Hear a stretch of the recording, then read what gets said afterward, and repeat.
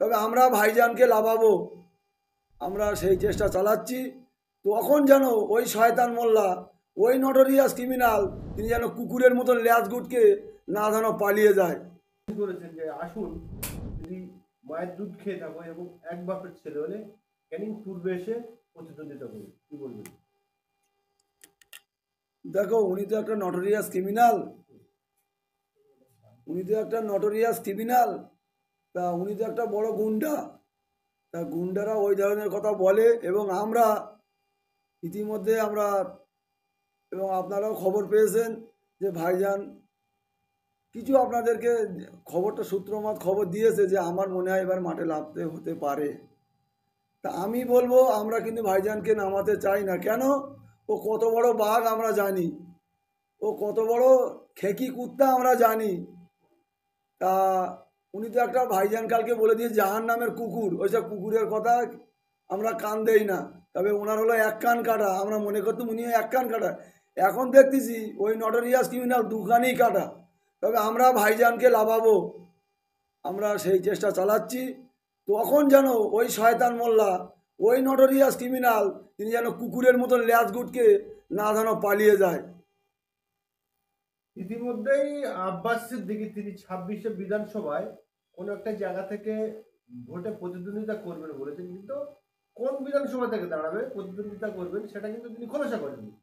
কিন্তু কিছু মানুষ তারা এই নিয়ে আতঙ্ক এবং কথা বলছেন যে তিনি ক্যানিং পূর্ব থেকে দাঁড়াবেন, কি বলবেন এই প্রসঙ্গে? দেখো, আমরাও তো সেটা চাইছিলাম যে ভাইজান মাঠে আসুক, কিন্তু আমরা পরমাণু বোমা হিসেবে আমাদের যে পার্টির প্রতিষ্ঠাতা, যিনি আমাদের মূল নায়ক, আমরা সেই নায়ককে মাঠে নামাতে চাই না। কেন? উনি হলো পরমাণু বোমা। আর পরমাণু বোমা আমরা ওই পাগল ছাগলের বিরুদ্ধে, নটোরিয়াস ক্রিমিনালের বিরুদ্ধে আমরা নামাতে চাই না। আমরা একটা ছোট ভাইজানকে নামিয়েছি, তানাকে সামলাক আগে, তারপরে আমরা বড় ভাইজানকে লাগানোর চিন্তা ভাবনা করবো আগামী দিন। এটা আপনাকে অন্তত জানিয়ে দিলাম। কিন্তু উনি তো চ্যালেঞ্জ করছেন, যদি আবার বলছি ভাই, উনি তো যে বাংলার মুখ্যমন্ত্রী, তানাকে বলছে যে তুই তো বোম বন্দুকগুলি লড়াই করিস, তুই নিজে বোম বাঁধিস। ওই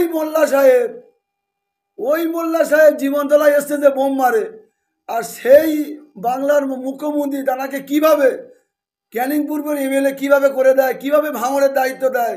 তাহলে বাংলার মুখ্যমন্ত্রী কি গুন্ডা, ক্রিমিনাল, গরু চোর, কয়লা চোর, চাকরি চোর, রাস্তার টাকা চোর, ঘরের টাকা চোর, এবং মানুষ খুন করা, যে মানুষ খুন করে যারা কন্ট্যাক্ট নেয়, তাদের কি বাংলার মুখ্যমন্ত্রী দায়িত্ব দেয়?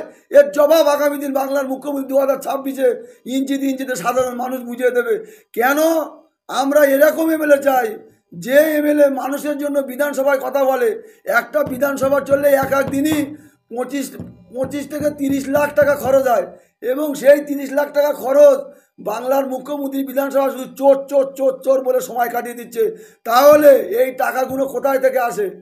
সাধারণ মানুষের ট্যাক্সের টাকায় চলে, সাধারণ মানুষের ট্যাক্সের টাকায় পুলিশ মন্ত্রী এবং এই বাংলার চলে, এবং সেই মমতা ব্যানার্জি এই পুলিশগুলো নিয়ে, সাধারণ মানুষের টাকাগুলো নিয়ে আজকে অরাজকতা চালিয়ে যাচ্ছে। আজকের পীরজাদা নওশাদ সিদ্দিকী মহাশয়, তিনি মানুষের জন্য কাজ করতে চায়, মানুষের জন্য কথা বলতে চায়। আমরা 1000 টাকা ভাতা চাই না, আমরা কর্মসংস্থান চাই, আমরা শিক্ষা চাই, আমরা অধিকার চাই, আমরা অধিকার নিয়ে বাঁচতে চাই। ভাঙড়ে এই কিছুদিন আগে দেখছিলাম একটা, আমরা আমার এক ভাইয়ের জন্য মৃত্যু সুসংবাদ, তিনি মারা গেছে, তার বিরুদ্ধে একটু শোক পালন করছিল।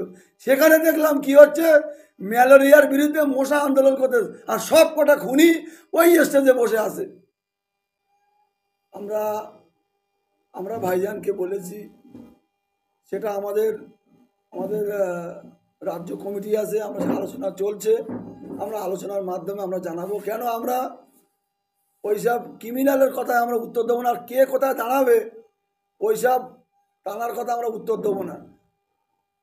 আবার কি এই যেমন নওশাদ সিদ্দিকী বলেছিল ডায়মন্ড দাঁড়াবো, লাস্টে ব্লেড গুটিয়ে পালালো, দাঁড়ালো না। ঠিক আব্বাস সিদ্দিকী হয়তো এখন বলে বাজার গরম করছে, পরে হয়তো দাঁড়াবে না। দেখো, নওশাদ ভাইজান বলেছিল দাঁড়াবো, তিনি বলেছিল, কিন্তু সেটা আমাদের পার্টির সিদ্ধান্ত হয়নি। তারপরে একটা কথা বলেছিল যে দল যদি আমাকে অনুমতি দেয় তাহলে আমি দাঁড়াবো। উনি দলের চেয়ারম্যান, তার অনুমতি দেবে কি? তা তবুও অনুমতি নিতে হবে। আমাদের পার্টির পৃষ্ঠপোষক হচ্ছে আলাদা লোক, তার নাম হলো আব্বাস সিদ্দিকী। এটা মাথায় রাখবে। তিনি একটা ব্র্যান্ড, লক্ষ কোটি যুবকের আইকন। আজকে ঘটকপুকুরে তিনি দেখিয়ে দিয়ে গেল। আজকে আমরা একটা নবী দিবস পালন করছি। আমার নবী দিবসের আগম, আমার নবীর, যিনি আমাদের নেতা, আমাদের সর্দার, নবীদের নবী, তার জন্য আজকে আমরা ঘটকপুকুরে ময়দানে আমাদের অনেক কিছু ছেলেপিলে আহলে সুন্নতুল জামাত করে যারা, তারা এইটা বিশ্ব নবী দিবস পালন করছে, সেখানে বড় বড় কথা বলছে। তা ওসব হলো, আমরা যখন রাস্তা দিয়ে হাঁটি, কিছু কুত্তা থাকে রাস্তায়, তারা ঘেউ ঘেউ করবে, ওইসব আমরা পাত্তা দেই না। আর কে মোল্লা সাহেব, কে ক্রিমিনাল সাহেব, ওইসব কি বলে আমরা সব জানি না। তবে